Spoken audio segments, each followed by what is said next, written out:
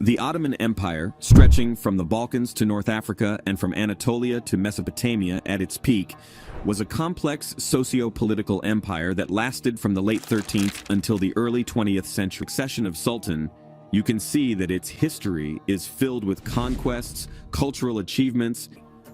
One of the most important parts of this society, and even the entire economy, was the institution of slavery, which even to this day often overlooked.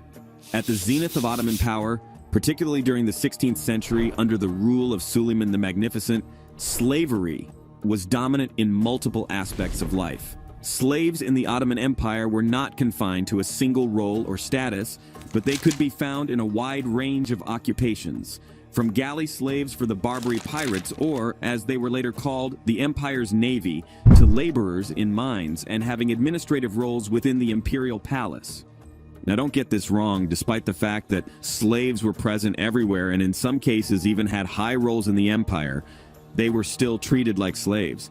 And that's why today we are going to look at the horrifying things that happened to slaves in the Ottoman Empire. Happened to them, we need to take a look at how slavery in general in the Ottoman Empire worked, as slavery in the Ottoman Empire worked way differently than we know it in European or American societies. While slavery in most parts of the world had a racial background, with the American slave that it had no racial background, as there have also been slaves from sub-Saharan Africa. See, they took slaves as a byproduct of their extensive geographic expanse, and therefore their origin varied. What also varied tremendously was the roles these slaves had to fill, from galley slaves, typically prisoners of war, or captives from the raids of the Barbary pirates, to administrative slaves that often occupied high-ranking positions in government and the military. But there have also been slaves in the devshirme system, laboring in mines and the harem. But we are going to talk about each horrifying fate of these slaves in detail later on. What was also heavily with certain rights. For example, Muslim slaves were generally not subject to forced labor and had the right to buy their freedom. Female slaves who bore children to their masters were also granted a unique status known as walad, which led to their eventual freedom and that of their child. And while the freeing of slaves, known as manumission, was considered a virtuous act and highly encouraged in Islamic teachings, there are not a lot of accounts that prove how often this happened. In general, it's important to mention that it's hard to assess every single detail of slavery in the Ottoman Empire, as the available source material on this subject comes from Western Europeans and Christians, where the culture has been subject to slavery and most of the accounts never have been part of the Ottoman Empire. Therefore, we have to take in mind that there might be cultural biases. To still make this video here as accurate as possible, we mutation and subjugation. They were still captured, bought, sold, and basically owned like property. One thing that all historical accounts agree on is that at one point, as the Ottoman Empire expanded, the slaves became the economic backbone and were needed to keep the entire economy going. And one of the most important roles for that were the laborers in mines. Even to this day, being a laborer in a mine is one of the harshest jobs you can do, and even with all the safety measures we have today, it still comes with a lot of risk. Therefore, you can probably imagine how hard it had to be for a slave that had to work in the mines with little to no technology available. However, since the Ottoman Empire had extensive resources, including silver, gold, and other metals that were critical for maintaining its military and administrative machinery, the demand for these resources led to the mining industry being one of the most important ones for the empire, one that was heavily reliant on slave labor. Slaves who were assigned to mining duties found themselves that slaves worked from sunrise to sunset, equipped only with rudimentary tools, hacking away at rock faces or hauling heavy loads of ore to the surface. The problem for many of the slaves was that it was a nightmare that never ended. If you did a good job, they didn't want to set you free, as you were one of the few who was able to relentlessly do this hard job, and on the flip side, if you did a bad job, you were brutally punished. Slaves who were too slow or unwilling to work were often subject to whippings in front of all others to send a warning to them. If that happened repeatedly and you didn't do a better job, these punishments got even worse. There are accounts that report that there have been people buried alive with only their heads sticking out of the ground. In this case, they left you to starve in the harsh sun, sending an even darker signal to everyone who is not willing to work hard enough. And there we can see it again. While Ottoman, a huge proportion of the slaves were captured in the coastal regions of Europe by the Barbary pirates. The Barbary pirates played a huge role in the slave trade, and at one point even got added to the Ottoman Navy. Now, a portion of the people they have captured were forced to stay with the pirates and work for them because they needed someone to row the boats, and this is where it gets paradoxical.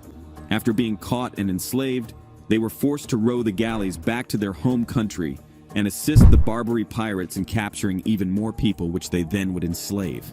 Looking at the conditions on these galleys were nothing short of miserable, with the slaves typically being chained to their oars and benches. This became a cruel but effective measure to prevent any attempts at mutiny or escape.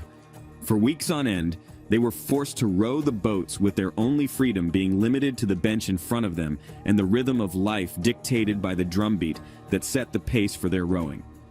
The result of these conditions was a slave population marked by exceptionally high mortality rates, and many accounts say that torn and back scarred from the relentless rowing and frequent whippings for any slack in pace. Despite the strategic importance of the galleys, for their slaves, they were floating tombs. Now, if you thought this was paradoxical, let's move on to the Devshirme system. This system was a state-sanctioned form of child levy that targeted Christian communities in the Balkans and Anatolia.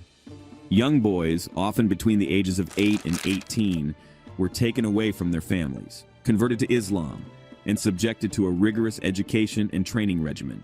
These boys, torn away from their homes and thrust into a world alien to them, would be molded into janissaries, the elite infantry units of the Ottoman army. Contrary to what one might expect, the life of a janissary was not one of abject servitude, but rather one marked by paradoxical privilege and power.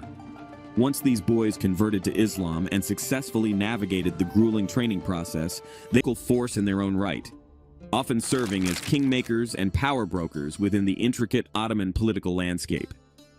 At various points in history, the Janissary Corps would demonstrate its influence by instigating or participating in palace coups, one of which led to the deposition of Sultan Selim III in the early 19th century. However, this concentration of power would ultimately contribute to their downfall, as they were seen as a threat to the stability of the empire and were disbanded in the 1826 event known as the Auspicious Incident. And while their life might be more privileged than the ones of other slaves we have talked about so far, let's not forget the toll it took on these young boys. They were taken away from their family and brought into an institution that was rooted in violence. Another high-ranking role that came at an extremely high price was the role of the eunuchs. These have been men who had been castrated, usually at a young age. Once they had been inducted, eunuchs primarily served in the imperial palaces and harems, becoming trusted guardians and sometimes even high-ranking administrators. The logic behind the use of eunuchs was based on a mix of practical and cultural for guarding the Sultan's concubines. On the other hand, it was also believed that castration increased one's focus and mental capacity, and this is also the reason why they were able to rise to such positions of power and influence.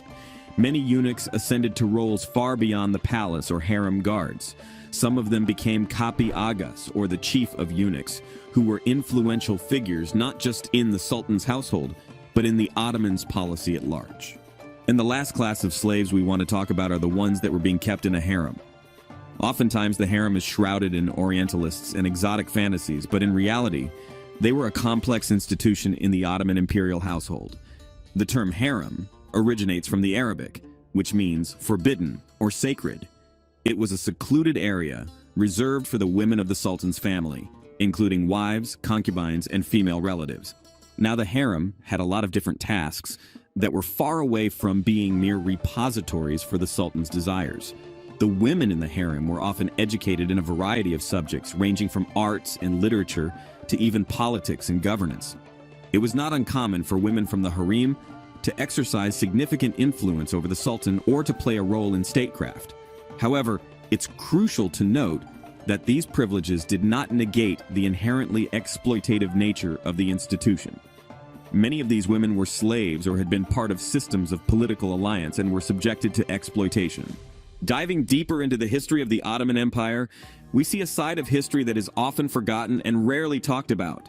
The hardships, fear, and pain these slaves had to face remind us that our history is filled with stories we have never heard about.